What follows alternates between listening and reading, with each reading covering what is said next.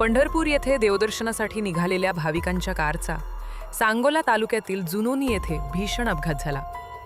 सोमवारी सकाळी 10:30च्या सुमारास सांगोला मिरज महामार्गावरील मार्देशी विद्यालयाजवळ ही दुर्घटना घडली। समोरून जाणाऱ्या कारचे टायर अचानक फुटल्याने मागील कार चालकाचा ताबा सुटला आणि दोन्ही वाहनांची जोरदार धडक झाली। धडकेनंतर कार दुभाजक ओलांडून रस्त्याच्या उजव्या बाजूला जाऊन 3 ते 4 वेळा पलटी झाली। या भीषण अपघातात संदीप चिंतामणी भोसले वय 30 आणि रेखा चिंतामणी भोसले वय 65 राहणार पलूस जिल्हा सांगली यांचा जागीच मृत्यू झाला। दुर्घटनेनंतर परिसरात मोठी गर्दी झाली होती। स्थानिक नागरिकांनी तातडीने मदतकार्य करत जखमींना बाहेर काढले।